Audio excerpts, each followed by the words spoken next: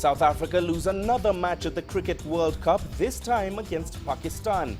It's a second defeat for the Proteas. Where did they stand as far as their progression to the next stage is concerned? We have all the analysis for you here on Matchpoint. Hello and welcome to the show that brings you African sport from all perspectives. This is Matchpoint and I'm Mahe Mutua. Also coming up in this show, the Euro Africa Zone Group Davis Cup returns to Zimbabwe. And we take a look at the growing popularity of surfing in Cote d'Ivoire. Well, it was a disappointing day for the Southern African teams at the Cricket World Cup. Earlier in the day, South Africa crashed to a 29-run defeat to Pakistan at Eden Park in Auckland. The form of the Proteas is a real worry ahead of the knockout rounds, although one former player is backing them to turn it around, as Dan Williams now reports. The possible future of South African cricket. For these children at Marks Park Cricket Club, a hope that they can follow in the footsteps of Del Steyn and Hashim Amla and play for the Proteas. And despite South Africa's defeat to Pakistan in the Cricket World Cup, most here at least remain convinced AB de Villiers' men are still on track to win the trophy. So who do you feel is going to win the World Cup and why? South Africa, because they have the best players. Yeah, they can. They just need to win the rest of their games, and they also have one of the best bowlers and batsmen in the world. South Africa, because they're the best team. Others, though, are more critical. South Africa look like world beaters against the minnow teams, but they've come up short in recent weeks to New Zealand, India and now Pakistan. Former Proteas opener Alvaro Peterson believes there are now some serious question marks over the team. I think our batters were just blown apart. AB played a fantastic innings there once more to try and get South Africa back, and hopefully give us a chance of winning, but it wasn't to be, and it can never depend on one player only, and that's where, especially when you play an extra batter, your batting should be the strength, and you should easily score or chase down 230. One player under real pressure now is opener Quinton De Kock, who's only managed 27 runs in 5 matches. Despite that, Peterson believes the wicket-keeper batsman needs backing. Well, I think Quinton is such an integral part of the team that, I think they'll stick with him. They'll give him the opportunity to get back to his best. And, when you're out of form, you get these sort of good balls and bowlers tend to bowl better at you. So from his point of view, you'll have to really go back and go to the drawing board once more. But the important thing is when he goes out into the middle, you must make sure that he doesn't really take all this negativity surrounding him into the game. But from my point of view, I certainly back him, and it looks like South Africa back him. It's clear that no matter what happens in the match against the UAE, South Africa are far from being the complete package many claim they were ahead of the tournament. But Peterson believes it would be wrong for the selectors or the players to panic just yet, and is backing the Proteas to get it right come the knockout rounds. South Africa is still well placed, and I think they will finish second. It is disappointing from a South African point of view, but I think the boys have got some time now to regroup. Obviously then take on UAE and make sure they're ready for the quarterfinals and semi-final. 5 matches into this World Cup and the cracks in this Proteas side are already beginning to show. But at least some people in South Africa still believe. Dan Williams, CCTV, Johannesburg, South Africa. Right now, to give us more insight into the fortunes of South Africa's Proteas down under, we can now go live to CCTV's Dan Williams, who joins us live from Johannesburg. Dan, I'll begin by asking you what exactly happened, or didn't happen rather, for South Africa today? Yeah, well, AB de Villiers after the match said that he had nothing good to say about the team, and I think that's actually maybe a little bit harsh. I mean, if you look at the good, well, to restrict Pakistan to that total was pretty reasonable, to be honest. Del Steyn, again, the pick of the bowlers for 3 for 30. That was one plus point there. Well, it seems we've lost Dan Williams there. We'll try and stay in touch with him. Let's move on. Despite a mediocre display at the Cricket World Cup, supporters of the Zimbabwe side back home remained optimistic ahead of their tie against Ireland today. The team went into the fixture with just one win in the tournament, as Farai Mwakutuya found out early this morning. Well, Zimbabweans have had to get up much earlier than usual to catch the action coming from Australia and New Zealand. And so coffees have been the order of the day as they try to get over those bleary eyes and follow those proceedings. Unfortunately, the performances from the team have not justified those early starts by supporters. Just one win out of all the games that Zimbabwe has played so far.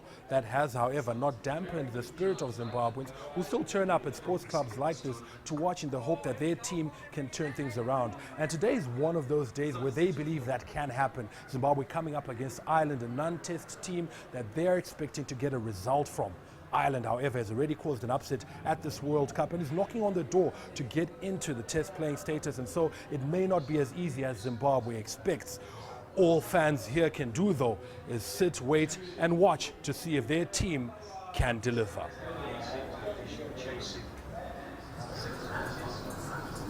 Farai Mwakutuya, CCTV, Harare, Zimbabwe. Well, the optimism of the Zimbabwe faithful was soon to be dashed as Ireland handed the Zims their fourth loss of the tournament to send them out. The Irish came out on top in a close 5-run win in Hobart. Ed Joyce made 112 as Ireland posted 331 for 8, their highest one-day international total to date. Zimbabwe therefore needed the highest chase in World Cup history and got off to a brisk start as Brendan Taylor hit 4 sixes in 121 from 91 balls. 7 was what was needed from the final over, but luck abandoned them as the last 2 wickets fell to see the Southern Africa side fail to qualify for the quarterfinals. Ireland will next face an unbeaten India on Tuesday, with their opponents already having qualified for the next stage. Well, let's try again and talk to Dan Williams, who joins us live from Johannesburg. Dan, once again, I'll ask you, what happened to South Africa today?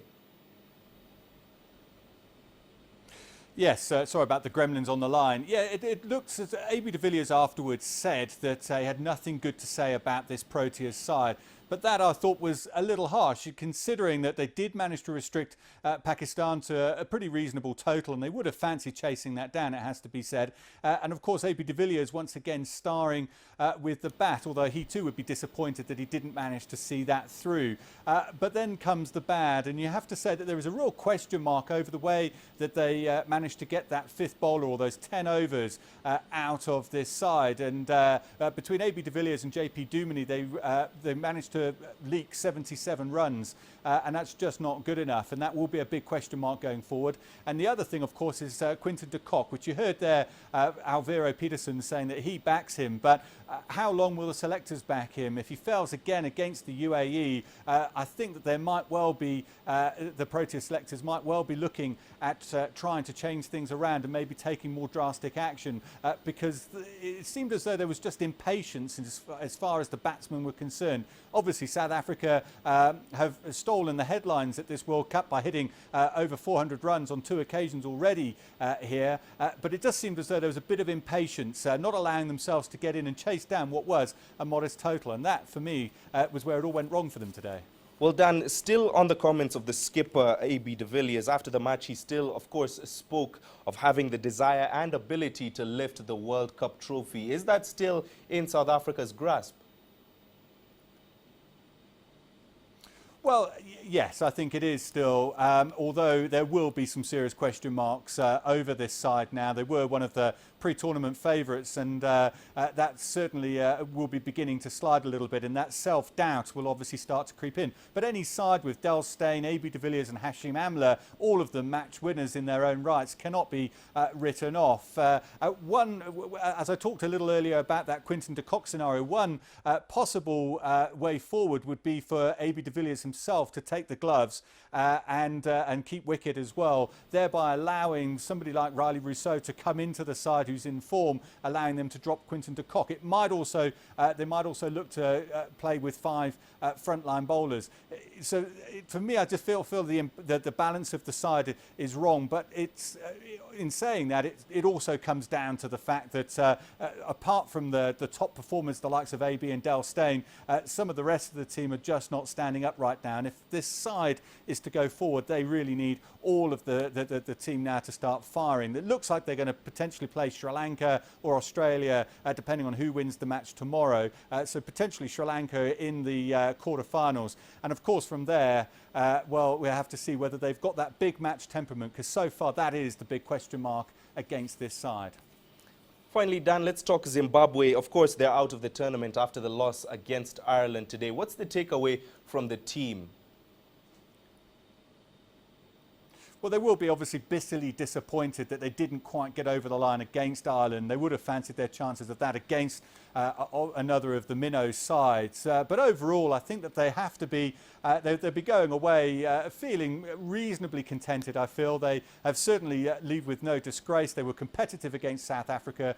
They came so close to causing a real shock and upset against Pakistan. And then obviously that disappointment against Ireland today. So certainly no disgrace in that. And I feel that if the resources continue to go into Zimbabwean cricket, I think that 4 or 5 years ago it looked to be in a bit of disarray. Certainly it would look as though they've taken another step forward at this tournament. If they can take another step forward, a lot of the players are going to be young enough to continue to play on for another 4 years, so that's another plus point. And they've got, of course, the likes of Sean Williams and Brendan Taylor, who, can you believe it, they're both in the top 4 of most runs scored at this World Cup. Who would have thought that at this stage of the tournament? So there's a lot that they can, I feel, take back. If further resources are put towards them, then there's every chance that they can go forward. They need to improve in their fielding. That was pretty woeful today. That, I think, really cost them the match today. And they also, of course, their bowling is not quite at the level of their batting. But if they can improve every facet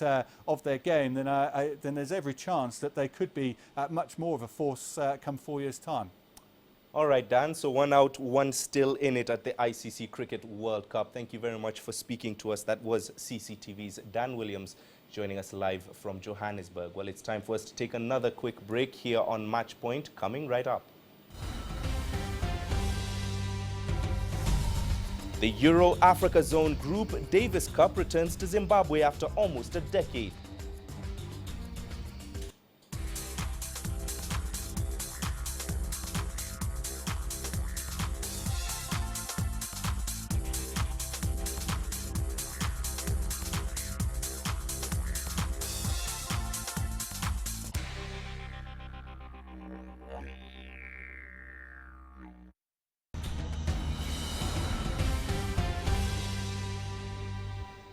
Welcome back. Now, Zimbabwe is playing host to Serbia and Montenegro in a Euro-Africa Zone Group 2 Davis Cup tie this weekend. The last time Zimbabwe saw Davis Cup action was back in 2006. The country has good memories of the past in this tournament, in which it has played against the elite like Australia and the United States, but that was back in 1998. The final touches. A once familiar process, but one that was last seen here 9 years ago. That's the last time Davis Cup action came to town. It's been a long wait, but Zimbabwe has slowly made its way back, and it's got everyone excited. You know, everybody's here right now. You know, it's been fun. Everybody's excited. I mean, we've been excited the past 6 months. So it's just even as it gets closer, it's more exciting for us all. Getting back to the top tiers has been a long journey. The years of inactivity have taken their toll. Us having Davis Cup now in Zimbabwe, I think a lot of people also, the interest, I think people had no interest anymore because maybe it became too expensive for them to play. But this is a start, and with the morale in the camp and people outside there, it's going to be, I think, a full house here. And indeed there was. Day 1 of the tie saw Zimbabwe's top 2 players take on their Bosnian opposite numbers. Sadly, both matches went the visitors' way. Well, things may not be going according to plan on the court, but these fans don't care. They're just making the most of this occasion, happy to have Davis Cup action back in their country. The 2-0 deficit leaves Zimbabwe with a mountain to climb. But beyond this tie, local tennis is in a pretty good place again.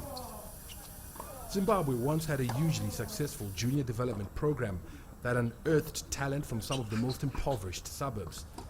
But the game has not been spared by the economic recession, which impacted on sponsorship, virtually drying up the talent stream. That's the starting point where Tennis Zimbabwe has to look for funds to employ the coaches who go into the schools, and that will give us, I think, another next Karanganga or another better player. And the return of the Davis Cup could give the impetus needed to get the game back to the highest levels. Paraima Kutuya, CCTV, Harare, Zimbabwe. Well, shifting gears now, Kenyan runners often recount how the sport helped them escape poverty. For one athlete, the marathon saved him from a life of crime and the prospect of an early violent death. CCTV's Celestine Carone has more.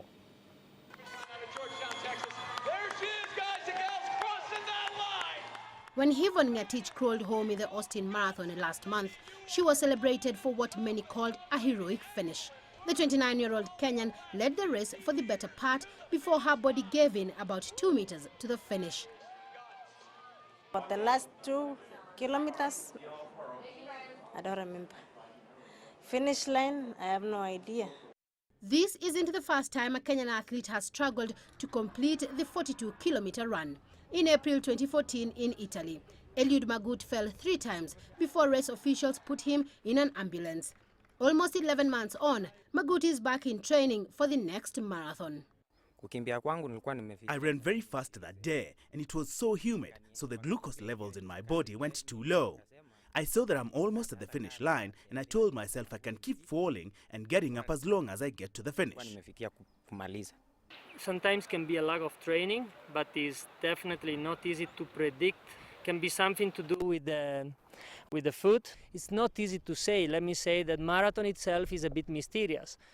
From our side, from my side as a coach, together with my athletes, we try to make sure that no one goes to a race unless there is a certain level of fitness. The question often asked is why these athletes don't receive any help from race marshals even when they show signs they are clearly hurting.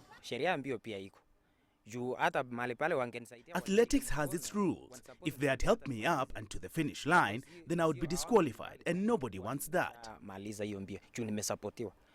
Marathon running is athletics' most grueling discipline, but with it comes huge rewards in terms of prize money. It is the financial motivation which often sees athletes through the 42.195 kilometers. We should not take advantage too much of their extra motivation, which is true. It can be an advantage sometimes, but sometimes can be dangerous. It's difficult to understand where is the limit. Where is the point where an athlete should say, no, stop. The most important thing in marathon running is to finish in a podium place. 42 kilometers is a long distance, and so a top 3 finish ensures that you pick a better payout at the end of it all.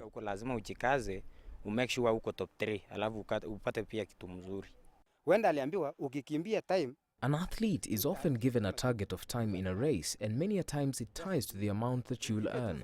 When you think of the problems at home, you really push yourself to make sure you at least get the financial reward as promised in the race. Magut's coach says the athlete's experience has helped him. He often advises other athletes to know when to say it is enough. But athletes will still keep pushing themselves in the ultimate endurance test. Celestine Carone, CCTV, in Eldoret, Kenya. You're watching Match Point here on CCTV Africa. Let's take another quick break, coming right up. We take a look at the growing popularity of the sport of surfing in Côte d'Ivoire.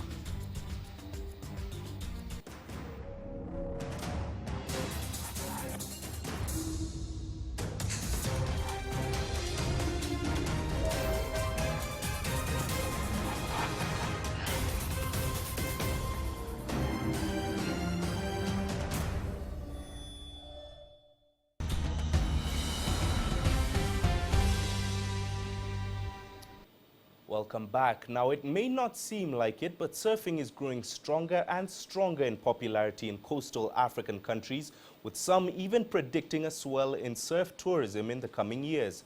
Côte d'Ivoire is a member of the International Surfing Association, along with Nigeria, Namibia, Senegal, South Africa, and other countries on the continent.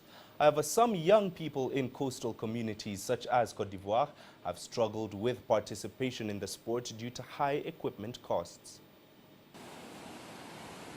Just an hour off the Ivorian capital Abidjan, Beassini Beach has become a haven for local surfers searching for the perfect wave.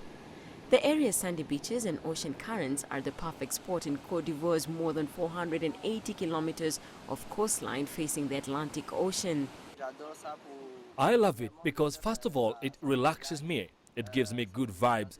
When I come with my friends, I feel good. And secondly, surfing can help me to develop myself in order to be able to travel. Sidibé is a self-taught surfer, dating back 8 years when he would watch older surfers before trying out what he saw for himself. And it has paid off, earning him second place in the senior division of the 2015 United Open Surf competition in Asin. And it has paid off, earning him second place in the senior division of the 2015 United Open Surf competition in Assini. Since 2008, surfers have come from even Ghana and Senegal to participate, including the competition's senior champion, who, despite having caught waves from Bali to France, says his favorite sport is Dakar. The waves there are longer. There's a new level of surf happening in Dakar. But for some, surfing is still seen as an exclusive sport for the rich. Financially, it's costly because the average worker cannot afford it. For the board, it's the starting cost, but it's expensive along with the outfit and everything else. Also, honestly, the typical logistics to arrive on the beach from Abidjan to here, it's very costly.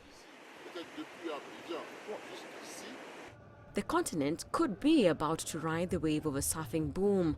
A recent World Travel Market Global Trends report labeled Africa as the flourishing surf capital of the world, with uncrowned beaches attracting surfers from all over. The report says surf tourism is growing quickly in Africa, with countries in West Africa such as Côte d'Ivoire, Sierra Leone and Ghana set to benefit thanks to natural resources. This could be a big leg up for local surfers. It is necessary that we all put our efforts together to rightly allow the surf to get out of the ghetto where some find themselves, and to especially help the private operators to rightly, and why not, live out of their passion. Susan Mogeli, CCTV. Right to Ghana now, where one boxing legend is calling for more support for the sport, which is second only to football in terms of popularity in the country. Dubbed the country's best coach, Godwin Kote has a reputation for training champions, including former world welterweight champion Joseph Clote. But he says more investment is needed to mold the next generation of boxing stars.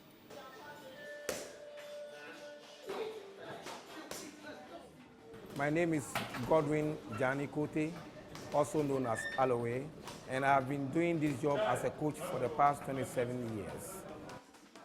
I've trained 2 world champions. I've trained a lot of Commonwealth champions. I can count them, and WBC international champions, a lot of them. My name is Obuda Isai. I'm a Commonwealth champion for Ghana. My record is 24, 2 losses, 17 kills. I'm from Accra, J-Town. The boxing is J-Town is big, it's popular. I think it's genetic. So genetically, we've got that fighting spirit in us. And that is why there are a lot of boxers around this very area. We do this work as our passion. It's just our passion, and we've been hooked to it. And I think we just can't divorce from it because we are married to the sport that we love. The boxing is a mind, not be your hand. You think if after you throw the hand, but you don't think you throw the hand, the person knock you out. But boxing is a brain. Yeah. All of bosses come here for outside. Coach, my coach is the best coaching for Ghana. I think we've been able to put a lot of boys, maybe who might have been bad, who might have been robbers, who might have been thieves. We're just giving them a new life. I get poor family. I come bossing. I prepare myself. Get money, but Ghana, you don't get money. You don't fight bossing. You get after the training, you go to the house. You work after you eat. But Ghana, the company no sponsor the bossing, but individual do the promotion. The other bosses fight.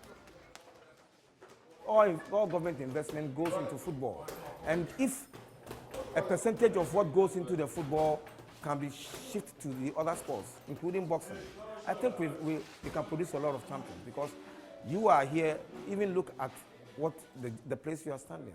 I don't think it's up to standard to be a good gym. But from this gym, we've produced a lot of champions. We've produced Commonwealth champions, we've produced WBC international champions, we've produced world champions from this same place.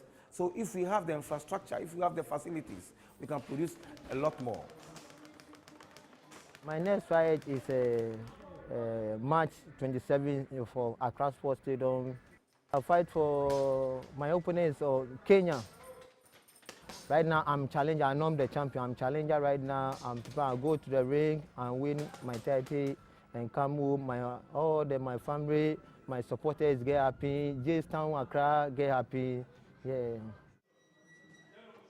I think I'm successful. I'm saying I'm successful not because I've got money out of it, but because I've made people what I want them to be.